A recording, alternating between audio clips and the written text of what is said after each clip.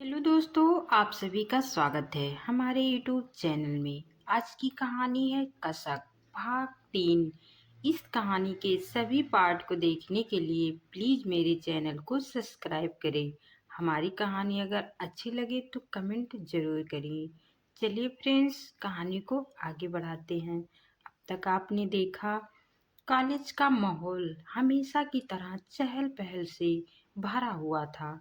New admission का दौर था और हर ओर भीड़ थी।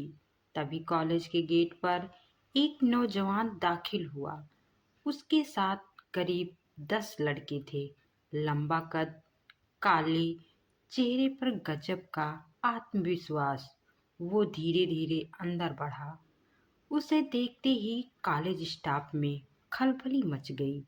गार्ड हाँफते हुए प्रिंसिपल ऑफिस में घुसते हुए, मैम, वो आ गया।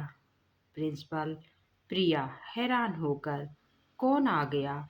डरते हुए, करण मल्होत्रा। प्रिया देशमुख की आंखें फैल गई। उनके चेहरे का रंग उड़ गया। प्रिंसिपल प्रिया खुद से बड़बड़ाते हुए बोली, नहीं, ये नहीं हो सकता। उसने तो कसम खाई थी कि कभी इस कॉलेज में कदम नहीं रखेगा। करण अब तक स्टाफ रूम के पास पहुंच चुका था। पूरा स्टाफ इधर उधर भागने लगा। उसकी नज़र सीधे प्रिंसिपल के केबिन पर थी। उसने दरवाज़ा खोला और अंदर आ गया। करण मुस्कुराते हुए बोला, कैसी हैं प्रिया मैम? मुझे देखकर इतना डर क्यों गई? प्रिंसिपल प्रिया संभलते हुए बोली, तुम यहाँ क्या करने आए हो? तुमने तो कहा था कि हम यहाँ कभी नहीं आएंगे, फिर यहाँ क्यों आए हो? करण। कमरे में सन्नाटा छा गया। प्रिया देशमुख को समझ नहीं आ रहा था कि करण यहाँ कैसे। तभी बाहर खड़ा आकाश उनकी बातचीत सुन रहा था।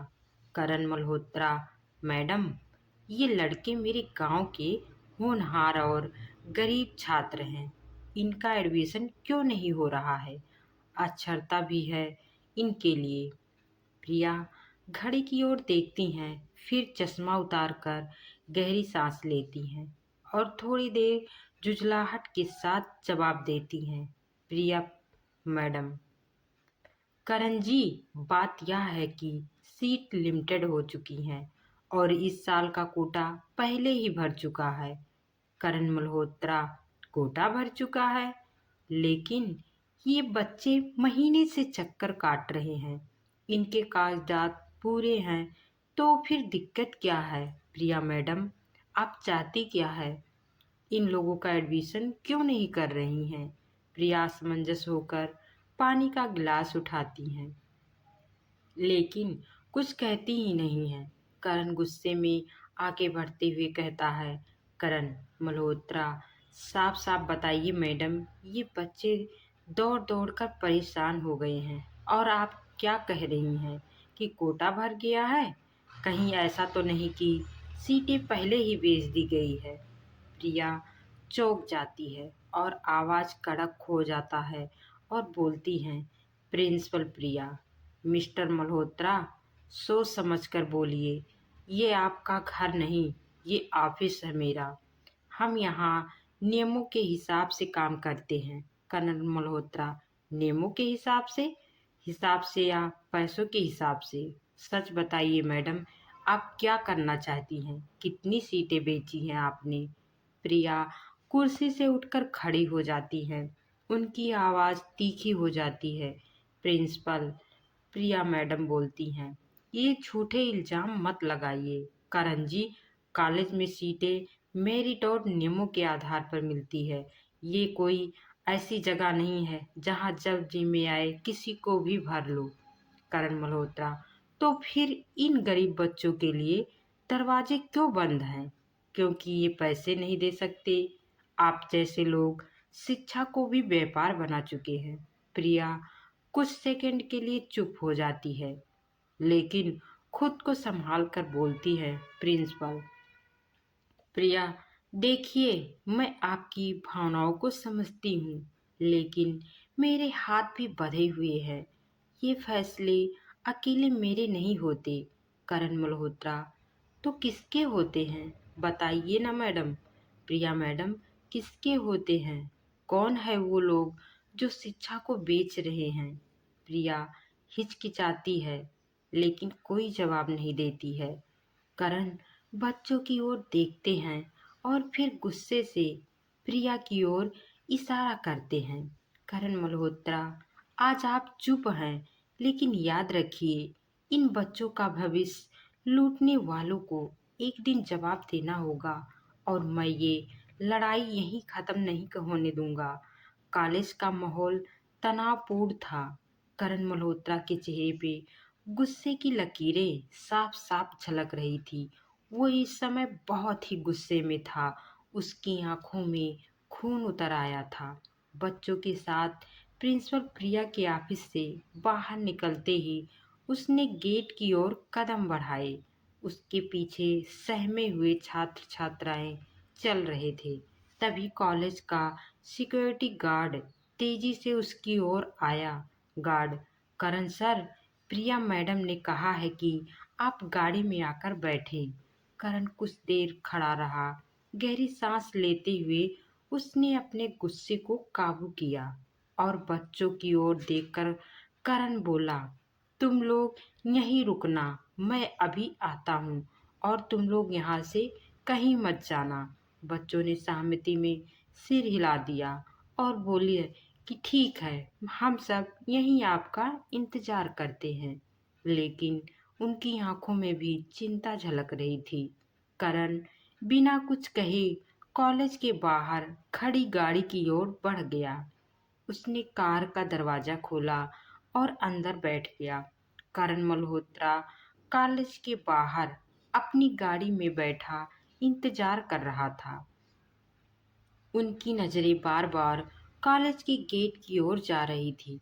ठंडी हवा हल्की हल्की गाड़ी के शीशे से टकरा रही थी, लेकिन उसके दिल में बेचैनी की तपसी फैल रही थी। कुछ ही मिनटों में प्रिया गेट से बाहर आई। उनकी चाल में आत्मविश्वास था, लेकिन चेहरे पर एक अजीब सी गंभीरता थी।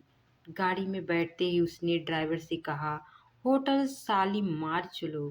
करण ने एक नज़र प्रिया की ओर देखा। उनकी आंखों में कई सवाल थे, लेकिन उसने कुछ नहीं पूछा। गाड़ी सड़क पर दौड़ पड़ी। दोनों के बीच चुप्पी थी। वो चुप्पी जो कहने से ज्यादा महसूस की जा सकती थी। एक दूसरे को देखते ही जा रहे थे, लेकिन वो दोनों कुछ भी नहीं बोल रहे थे।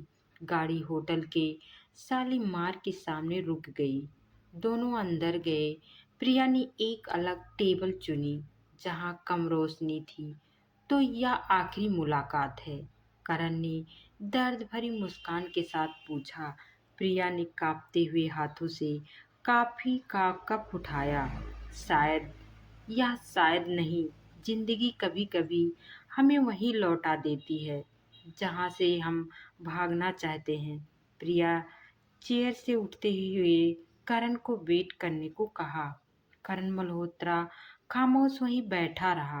प्रिया सामने सीढ़ी चढ़ते हुए ऊपर कमरे में चली गई, जहां रणवीर मल्होत्रा मेडिकल कॉलेज का चेयरमैन प्रिया का इंतजार कर रहा था। करण मल्होत्रा चुपचाप बैठा रहा। उनकी निगाहें प्रिया के जाते हुए कदमों को तब तक देखती रही जब तक वो सीढ़ियों के मोड़ से ओझल नहीं हो गई। प्रिया ने दरवाजा खोला और बिना एक पल गवाए रणबीर के बाहों में समा गई। रणबीर ने उसकी कमर कसकर पकड़ ली और उसके बालों को सहलाते हुए मुस्कुराते हुए बोला। रणबीर धीमे स्वर में बोलता है उसके कानों में, क्या हुआ? आज तुम्हारा मूड इतना खराब क्यों है प्रिया? गहरी सांस लेते हुए, करण से मिलकर आई हूँ। कर रणबीर का चेहरा तन गया। उसने प्रिया की ठुड्डी को हल्के से ऊपर उठाया। रणबीर, क्या कहा उसने? प्रिया आंखें चुराते हुए, कुछ नहीं। पर उसकी खामोशी ही सब कह रही थी। वो अब भी उससे उम्मीद लगाए बैठा है। रणबीर ने गहरी सांस ली और दरवाजा बंद कर दिया। वह प्रिया को सोफे पर बैठाते हुए उसके हाथों को थाम लिया और उसके बगल में अपना बैठ गया और बोला, रणबीर, तुम्हें कोई फर्क नहीं पड़ता है ना? प्रिया आंखें मूंदते हुए, मैंने करण से बहुत प्यार किया था रणबीर, लेकिन अब।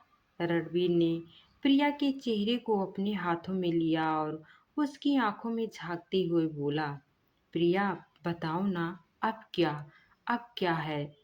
रणबीर, अब प्रिया धीमे से मुस्कुराते हुए, अब सिर्फ तुम्हारी हूँ और तुम्हारे ही पास रहना चाहती हूँ। फ्रेंड, आप सबको मेरी ये कहानी कैसी लग रही है? कमेंट करके ज़रूर बताइए और हमारे चैनल से जुड़े रहिए। हम आपके लिए लेकर आएंगे इसके आगे की कहानी। तब तक के लिए Radhe Radhe. Take care and bye bye.